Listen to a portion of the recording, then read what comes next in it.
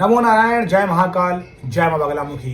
सभी मेरे दर्शकों का बहुत बहुत स्वागत है। देखिए, आज का विषय है कि अगर आपको कुल देवी का वास या कुल देवता का वास अपने घर में करना है तो ये काम करना चाहिए।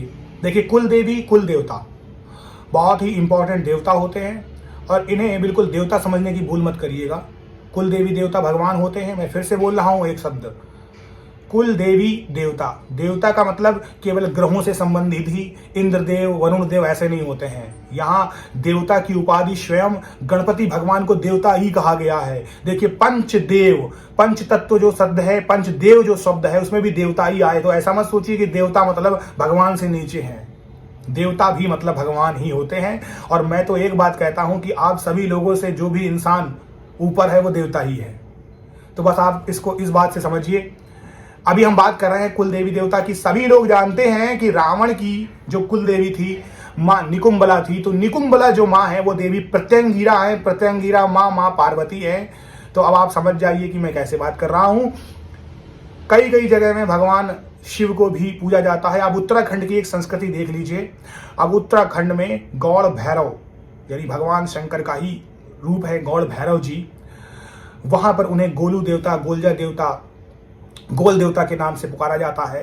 तो देवी देवता का महत्व बहुत बड़ा है। और जैसे ही मैं बात करता हूं देवी देवता की, और मैंने एक वीडियो भी बनाया था कि सबसे बड़े अगर कुल देवता की बात करें तो सबसे पहले कुल देवता का जो नाम आता है वो आता है किनका? गणपति भगवान का। वो सबसे बड़े कुल देवता है। तो जैसे ही मैं कुल देवता की बात करता हूं कि कुल देवता से मुझे ये मिलेगा, कुल देवता से ये मिलता है, तो मुझसे ही क्वेश्चन पूछ लिया जाएगा कि मेरे कुल देवता कौन है, मेरा ये है निवास, ये बताइए।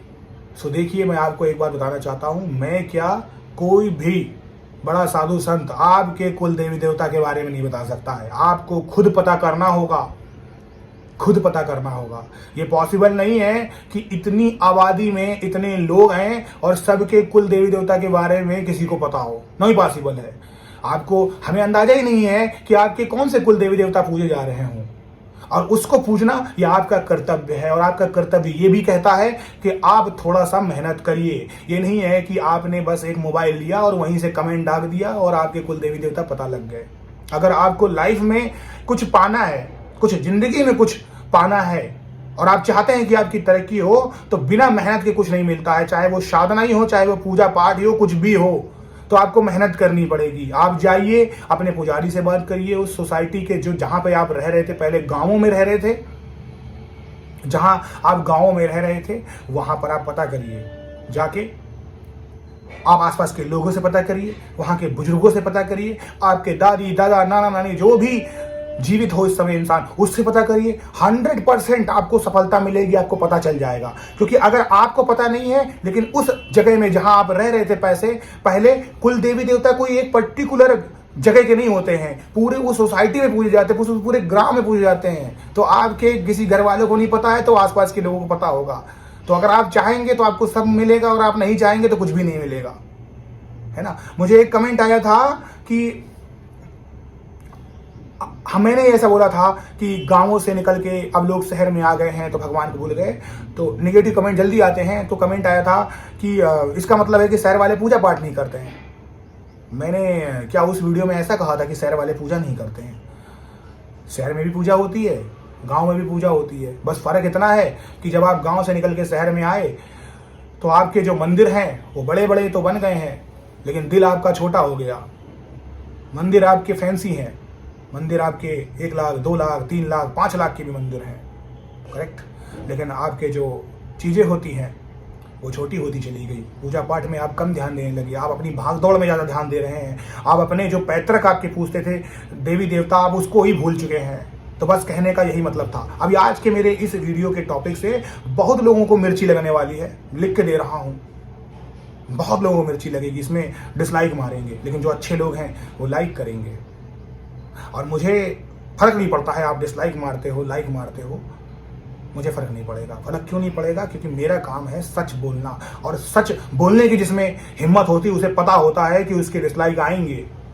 क्योंकि चिकनी चुपड़ी जो बातें होती है ना इस कलयुग में, वो ज़्यादा अच्छे से ली जाती हैं। आप पटरिंग करके बोलिए, आप चिपोड़ के एकदम भिगा के दूध के साथ, चाशनी के साथ लपेट के मारिए, तो तो इंसान बोलेगा अरे बस आप ही हो। लेकिन अगर आप सच का साथ देने की क्षमता रखते हैं, सच बोलते हैं, भले किसी को कड़वा लग जाए, तो यकीन मान के चलिए आपके पीछे 100 लोग होंगे, वो सिर्फ 100 लोग होंगे, लेकिन वो 100 लोग आपके दिल के एकदम करीब होंगे, आपसे जुड़े होंगे। लेकिन अगर आपके पीछे 1 करोड़ का काफिला है और झूठों के पीछे आपकी सैया लगी हुई है, तो वो 1 करोड़ आप 5 रुपए मांग के देखो भग जाएंगे, नहीं देंगे आपका साथ। तो मुझे ऐसे 1 करोड़ लोग नहीं चाहिए, मुझे मेरे सब्सक्राइबर जो हैं अच्छे चाहिए, जो सच सुनना चाहते हैं, जिनके अंदर क्षमता है सच को लेकर ही चलने की, और सच हमेशा अनडाइजेस्टेबल होता है, कड़वा होता है।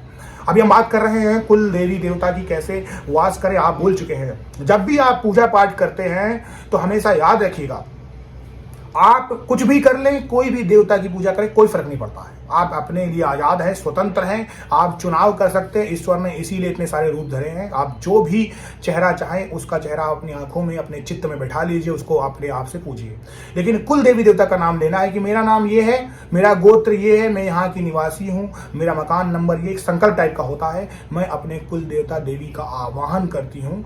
अगर मुझसे कोई भी भूल चूक हो रही हो, मुझे अनजान हूँ, मैं ज्ञान हूँ, मुझे नहीं पता है मेरे कुल देवी देवता कौन है, कृपया करके मेरी इस पूजा, मेरी इस साधना को आगे बढ़ाइए, मेरी सभी प्रकार की मनोकामनाओं को पूर्ण करिए। अगर आप ये काम करते हैं तो कुल देवी देवता प्रसन्न हो जाते हैं। महीने में 1 बार अपने कुल देवी देवता को भोग चढ़ाइए। आप हलवा चढ़ा सकते हैं, आप खीर का भोग चढ़ाइए, कोई मीठा चीज चढ़ाइए। उसको भोग लगाने के बाद जब बच जाता है उसको गरीबों में दान कर दीजिए। केवल 1 महीने में भी अगर आप ये काम करते हैं तो कुल देवी देवता आपके प्रसन्न हो जाएंगे। एक 5 रुपए का सिक्का लीजिए, एक 10 रुपए का सिक्का लीजिए, कोई भी एक सिक्का, उस सिक्के के ऊपर एक साबुत सुपारी रखिए, उसमें चंदन, रोली जो भी आप लगाते हैं लगा दीजिए, अष्टगंध लगाते हैं लगाइए, विधिवत पूजा कर लीजिए। उस सिक्के को ही आप कुल देवी देवता मान लीजिए। शुक्रवार के दिन ये काम करना है और उस सिक्के से मान के ये आवाहन करना है कि हे माता रानी, हे कुल देवी, हे कुल देवता, इस सिक्के में, इस सुपारी में आप विराजमान हो जाइए, और मुझसे कोई भूल चूक होगी तो गलती की क्षमा मैं आपसे मांगता हूँ। कृपया करके मेरे घर को आप सुखी समृद्ध बना दीजिए। अगर आप ये काम करते हैं तो 100% आपके घर में कुल देवी देवता का वास फिर से हो जाएगा। और जहां कुल देवी देवता आपके घर में आए तो आप मान के चलिए कि बुरी शक्ति को जाना होगा, क्योंकि कुल देवी देवता का पहला प्रहरा ही आपके घर में होता है। जैसे भगवान बजरंग बली आपके घर में गदा टेक देते हैं, वैसे कुल देवी देवता आपके घर में ही पहरा देते हैं। और जब आपके घर में पहरा है तो कोई भी बुरी शक्ति घुस नहीं सकती है। तो यही कुल देवी देवता का काम होता है। तो बस ये 3 उपाय करिए और देखिए आपके घर में कैसे तरक्की आती है, कैसे खुशहाली आती है। और मुझे इसी के साथ इजाजत दीजिए। नमो नारायण। जय महाकाल, जय मां बगलामुखी।